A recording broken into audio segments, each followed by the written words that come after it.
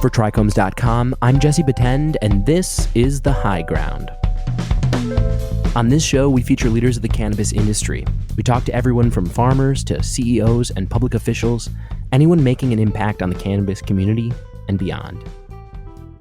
Earlier this month, CBS reported that 80% of vapes tested at a San Diego lab were determined to be, quote, unfit for consumption.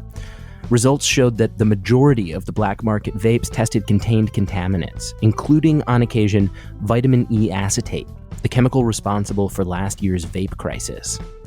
There's clearly a need for testing, but that doesn't mean that every single rule and regulation works as it's intended. Today, we're talking to the lab behind those results. Josh Swider is the CEO of Infinite Chemical Analysis Lab, which has locations in both San Diego and Michigan.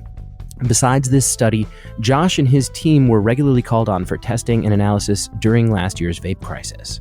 Josh, welcome to the show. Yeah, thanks for having me, Jesse. One of the first things I wanted to ask you, I start with the most recent news, because you guys make a lot of news. But earlier this month, the most recent one was you announced that 80% of the vapes that you had been testing as part of this program were not fit for consumption. So I guess my first question for you is, how did that project come together, and what exactly did you find? Yeah, so this was a project that was put together with one of the manufacturers that we do test for. The BCC allowed a buyback program where people that purchased vape cartridges in the illicit market were allowed to bring them to a licensed dispensary, and those could be traded for a cartridge from that manufacturer, and the cartridge was then purchased for $1. That's how we obtained them. We did all the testing for free for them, but I think it's very important to show the general public that what they're smoking can be very detrimental to their health. So the illicit market vape carts, we took in about a little over 20 of them on this first buyback program, and they came back with fails ranging from pesticides to heavy metals to potency not even being there. It was a big range of vapes. This is after the vape crisis that happened last year. So it sounds like when it comes to illicit carts, there's still a lot of other things in there that you don't want to necessarily be inhaling. So with Jesse, we also did look at the vitamin E acetate too, and we saw about 20% of the cartridges that we returned back had high concentrations of vitamin E acetate. And it was about that same time, and we actually did look at that as well. Most of over 80% would not pass compliance testing. Were most of these carts clearly identifiable as counterfeit, or were some of them masquerading as official products? So this is that's a great question, Jesse. And one thing we did to make sure we didn't know who the producer was of these, we wanted it more like a double-blind study. So what I mean by that is we got the samples just as cartridges with no identifying marks. So we couldn't change the results or any questions that the results could be changed. I believe, though, talking to the manufacturer after, there were counterfeits in there. So it would be, so some big name brand was stamped on that the manufacturer knew this and we didn't. And then it was proven there was counterfeits, there was just random ones, there was everything in between. What goes into when you pick a partner for a program like this buyback program? How do you pick someone that you trust? And, are there plans to do more of these kinds of programs in the future? Because that's definitely outside of the purview, of your job is to test it, not necessarily to do something about it. So, that's one thing, Jesse, is we've always looked at in this is we're public safety. People say we're cannabis and this and that, but we're a public safety testing facility. And I think our biggest jobs as scientists in this industry is to actually educate the public on why they probably shouldn't be consuming these things. So I feel like that kind of stuff is exactly what we do as a company and what we truly believe in. The manufacturer approached us with doing this kind of study, and this was something that we were very interested in, and we've done these in the past before with various agencies, and there's ongoing ones right now. So as far as the future comes out, you will see a lot more from Infinite Chemical Analysis Labs producing these kind of studies until we can see the public maybe listening, or at least taking the advice, or they're thinking about it, I hope. And on that same line, I've heard from retailers, they're seeing small rises, like there's a trend in an increase of interest for non-smokable products, especially, and some of that probably has to do with the moment that we're living in with the respiratory illness out there, people not wanting to put any extra pressure on their lungs. But are you seeing an increase in testing? I mean, as there are more extract-based products, that means more testing. So do you see that being a long-term increase? Are you planning for that to be a need? So, yeah, this is a great question. We have seen a big uptake in testing, and that's due to the suppliers of these non-health products had back stocks, and they moved off the shelves fairly quickly after this pandemic started.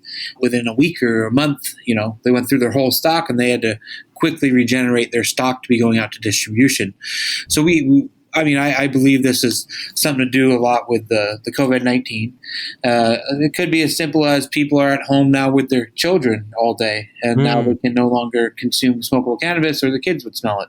Things like that. I mean, that's one theory or thought on it. Your lab has a fairly high fail rate with products. What accounts for that? And are you guys stricter than other labs? What accounts for the difference? So as far as a higher fail rate being produced from this lab, I'm not sure that's exactly accurate. I mean, we do a lot of R&D testing, and there is people out there, there's a lot of product that does fail. And this goes back to a lot of things like the regulations, the way they're written. And the Bureau of Cannabis Control has written them in a way where it gets very difficult sometimes to produce product that's clean, because someone that owns a grow in Santa Barbara might be next to an ornamental flower grow. And now when they're spraying their chlorofenapyr on all their plants, they're getting drift over there, and we're actually seeing fails because of these things. So being a cannabis producer, it can be very problematic to get a passing result. Just because of the pesticide regulation levels. That's a big thing where we see a lot of fails. But with that being said, we do have clients that do produce clean product and purchase clean product.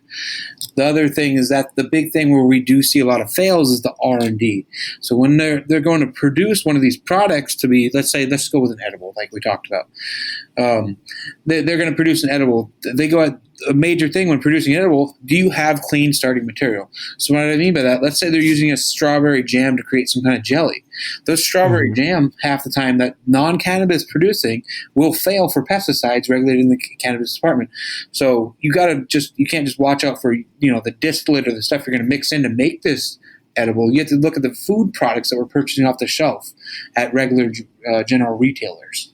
That is absolutely fascinating. Yeah, I think I heard a similar story from you guys about another edible product that failed because of the popcorn. It was like a popcorn ball or something like that. The cannabis or the distillate was completely clean, but the popcorn itself failed for pesticides. And so what you're saying there, and I kind of want to dig into that a little bit, is it fair to say that like the standards for cannabis are as rigorous, more rigorous than food testing? I mean, why is it that strawberry jam and popcorn are failing when cannabis is clean? So it goes back to the way the regs were written. I believe, if you look up a lot of these regulations when you go to an edible product, they go ahead and they choose the most rigorous thing for a certain pesticide. So the Bureau of Cannabis Control did a lot of research and decided 66 pesticides were the most commonly used in cannabis and the ones that people are actually using to grow cannabis. And then they went back and looked up especially for an edible product, there's always FDA guidelines of how much you can consume. So what's interesting is if you buy a strawberry, you buy a banana, there might be two different regulations on that. So what they did is they kind of chose the lowest one. So what I mean, let's say there's three products, the one with the lowest value that you can consume for a specific pesticide, well, that's cannabis. So they developed it for a public safety manner too. So that's what they did with a lot of edibles. The other side of the coin is there's no FDA studies or anything like that when you smoke an apple or eat. If you eat an apple, they have an FDA study for it. If you smoke an apple, there's no study because you've never really done that. So those are the things where we go into that Cat 1 category with the BC regulations in California, where it becomes very difficult because then it's becoming non-detect. And that's where it gets very tricky and very difficult for manufacturers as well as everyone else. But California took the stance of, hey, I want to more safe than sorry. Right. And there would be a lot of people out there who would probably say the FDA's standards aren't strict enough. Do you think things are too strict? Like, does there need to be change, or do cannabis companies just have to be ready to operate with two sets of regulations if they're creating these products that live in both fields? So I personally believe we need to relook at the whole thing. If I can go to a large retailer and buy their olive oil, but I can't make a tincture out of it for a cannabis product, then either the olive oil needs to change or the cannabis product needs to change. They can't live in both worlds. So it needs to be restructured as one whole thing. Do I believe less contamination of pesticides is probably a better thing? Certainly. There's no doubt about that. How small of an amount will actually harm someone, I think that's really where we need to look at. I mean, these studies, a lot of these FDA studies always, like I kind of said, was just eating it, consuming it. Well, at that point, it's going to be down to the consumption rate. A lot of times when these studies are, it's going to be, okay, how many apples can you eat a day? Or if you eat a salad, so then it's a lot bigger of a meal of salad than one single gummy. So they don't always look at that as like the amount you would eat. You understand what I'm saying? Like you eat, 6 ounces of salad, but you're going to eat a 1 ounce gummy. So then the ratios weren't ever really adjusted in that manner and things like that. So it makes it seem very difficult and overregulated. I mean, manufacturers are on a struggle to be able to meet these criteria with using just products they're buying for regular food products. And I think that's something that should be addressed and looked at. And if that's the case, everyone wants to stick with that, then we really need to start looking at the other food products and getting those numbers down as well. But the last interesting part I'll say, these 66 pesticides, if I go test an apple or I test spinach, there's certain regulations. There's only certain pesticides they're looking at. So it could only be 10 pesticides on this and 20 over here. Well, cannabis just takes them all and looks at them all, too. So the spinach might not be looking for pesticide A, but you know what? It has a lot on there because no one ever looks for it. That's really, really interesting.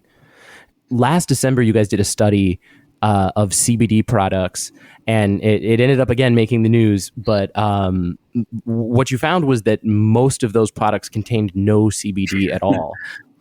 Tell me a little bit more about that. I mean, that seems shocking. How can that be? Yeah, so when we did this study, we're looking at the CBD products that were offered a lot traditionally online and just about going to random retailers. We worked with another Tory Holistics, another local, their local dispensary out here in San Diego, and the products came out, mostly they had no CBD in it. This is one of those concerning things when anyone can sell a product online. I mean, people are out there to make money, and they're not out there for the well-being of people. So one thing with a major thing that didn't surprise me was most Amazon products contain nothing. All they did, here's an example, like there's gummy bears that were supposed to contain high amounts of CBD, and all the people did was buy a bag of gummy bears and stuff it into a container and then sold it for 10 times the value or 50 times the value. So that's kind of where those problems and this is one of those things that makes me really sick, actually, to tell the truth, is you're hearing the story of a doctor convinced someone to try CBD to help their sleep or whatever thing they're convincing them to do. They go online, they go to Amazon, they buy it, and they're eating gummy bears. The person then gets the conception that this does not work for them at all, and this was this big hoax. But they never actually tried it. I think CBD regulation, it's grown since 2018 for sure. But with that being said, there's so much more room for growth. Why are we not treating the CBD manufacturers like we're treating cannabis? Why are we not looking at pesticides? Why are we not looking at heavy metals? Why are we not looking at residual? Why are we not publicly safety testing CBD product? We're only potency testing it. This is an alarming state to me, how we're going to have doctors recommending this, but we don't even know if it's a safe food product. But if it's cannabis, it's better be the safest thing that anyone's ever consuming. What can people do to know that you're getting something quality? So this goes back to both CBD and THC. Who do you really look for quality? Look to see who's actually publishing their results. So it's optional for any of these CBD companies currently to be testing the product more than potency. But I'll tell you this, there are some great manufacturers out there that are doing this kind of stuff. And then what they do is they post the COAs on their websites, or on their bottles they'll say pesticide free, or containers so pesticide free, and then you can link back to their batch And you can see it was tested by like a reliable laboratory like Infinite Chemical Analysis Labs. And it says that we've done potency testing. We've done pesticide testing. And the way we model is off of cannabis. It's a very similar product. So we can hold it to the same guidelines. And that's where you're going to be able to see if people are actually replicable and actually putting in the work and making sure that they're giving their clean product to people. And I'll tell you this, there are some great companies out there doing this. And I'll also tell you this, there's horrible companies out there not doing it like this. So going back, you mentioned that you were involved in the vape epidemic and you guys were doing testing, you were being interviewed. I feel like even now there seems like there was still some confusion about what exactly was making people sick. Nicotine vapes kind of got conflated at the same time into the story.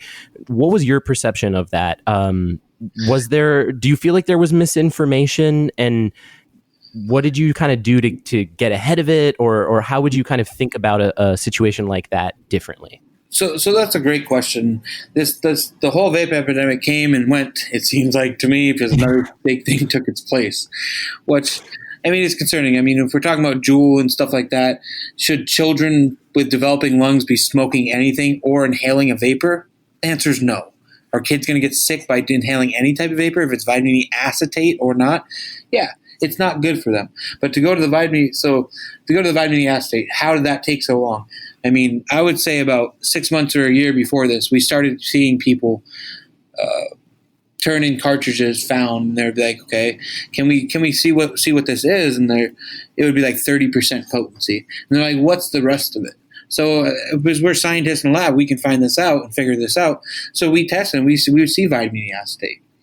And then what happened is some of these people that are doing the wrong thing or started producing something called like a gold cut, or this magical cut that looks exactly like the THC distillate and has the similar viscosity or how thick it is. And they started selling this vitamin E acetate as this magic cutting agent. And all it was because they could buy the vitamin E acetate probably for like $2 a liter, and they could sell it for $200 a liter. So again, it goes back to the shady people out there, people that don't care about anyone, and no one ever tested it to see any health effects. So there wasn't a big study on inhaling vitamin E acetate because people weren't doing it. And it kind of caught on. I would say it caught on in the illicit market. People diluting the pens, or, if I can buy 1 liter of this and turn it into 5 liters and sell it, I make 5 times as much money. So this was a big problem in the illicit market. It was not a big problem in the legal market. Yeah. And so I just want to highlight what you just said there, because I think it's important that of the companies that are acting above the board, that are getting their products tested, that are printing their results, of those companies, they're not using vitamin E acetate. But there are, even as recently as earlier this month, products out there on the black market, whatever, counterfeit, however you want to put that do contain vitamin E acetate, which is dangerous in addition to other things. Is that correct? Yeah, 100% agreeable. It's scary. I mean, people have been, buying illicit cannabis products, post legalization, sure. But I truthfully believe it was different back then. Not everyone was looking to make the big profits and big bucks all the time. It was grown differently. It was processed differently. I mean, vape pens aren't the newest thing out there, but it wasn't mainstream that people were all doing this. And then when it became mainstream and people saw this big profit margin potentially being there, they wanted to take advantage of the public. So I understand. I hear that a lot, like, oh, I've been doing this forever. It wasn't that bad back then. Well, it's changed. People are really out there to make a bigger buck. They don't care for people's safety. And that's the thing. Someone's saying, I've been doing this for a couple of years, I'm okay. Well, in 10 years or 20 years down the road, you might not be saying that same story. And that's where it gets scary, is people need to look at the long-term effects of these negative consequences they're doing today. Yeah. Transitioning here, just the last couple of questions I have for you, I guess pertain a little bit more to the current moment that we find ourselves in. A lot of people obviously are unemployed. and cannabis as an essential service. Do you see that opportunity potentially over the next year, 2 years, as an opportunity for cannabis to kind of gain some goodwill with the public, with government, to say, look, we're not only employing people in a moment when we really need jobs, but also this product has been considered essential and clearly the public wants it. What does this moment kind of mean for the industry at large? I think it shows there's a lot of growth potential. You're hearing a lot of news stories talking about states now more considering doing legal cannabis for adult use or even medical. I think it's coming more into the realm, and the job market for cannabis jobs is going to grow. And it's very interesting how diverse that job market is. It's not just, someone that grows a plant. I mean, we have over 35 chemists on staff at my facility. So now we're talking about traditionally trained chemists that are working in the cannabis industry. It's amazing that we have every type of job in this market. Now, if it's cannabis, or if it's Coca-Cola, it's a soda, if it's a fruit, to me, it's all the same thing because I believe in the public safety. So a lot of us, these markets will grow immensely, but at the same time, we will contract a little bit, and then it'll go back up. I mean, we've luckily been deemed essential. I laugh when I say that because we're not treated essential by the government or the state or anyone else, in my opinion. Another conversation for another time. But we definitely will see growth. The smaller companies, I think, are struggling in a market that's hard to be in. Big companies are growing. When a new state finally allows adult use, you see this big job market boom out there because there's a lot of people, and this industry takes a lot of hands-on labor to get it done. In terms of a timeline, are you prepared for as many as 4 more years of cannabis not being federally legal? Yes, I've been saying it's 5 to 7 years quite a while ago. I still think there's a good way out for how long this is actually going to take to become legal. It's not going to be a flip of a switch. Even if it made it through and become legal at the federal level, it's still going to take time to develop the regulations, implement them. I mean, I believe after it gets passed, you got 2 years still before it kind of becomes copacetic and everything's working at a federal level. It's not going to just be an instant go.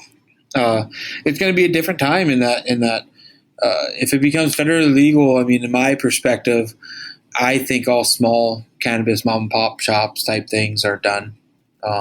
It's going to go to the big producers. I mean, you'll have your micro stuff, but it's going to be primarily held by these huge companies. There will be a lot of jobs produced by doing it. It'll probably end up putting the jobs in specific locations. So what I mean by that is California, that's a great place to grow outdoor cannabis. Minnesota, nothing wrong with Minnesota, but probably pretty cold up there, and they can't get too many grows in a year. So it's gonna put certain states at a great advantage for these large companies come in once they can move across federal lines, if that makes sense. It does. I guess the very last question for you would just be, looking forward, anything that you're excited about, any like tests or experiments that you can share? Yeah, so there's various things. Though it's never ending, never stopping here with new development, new products coming out.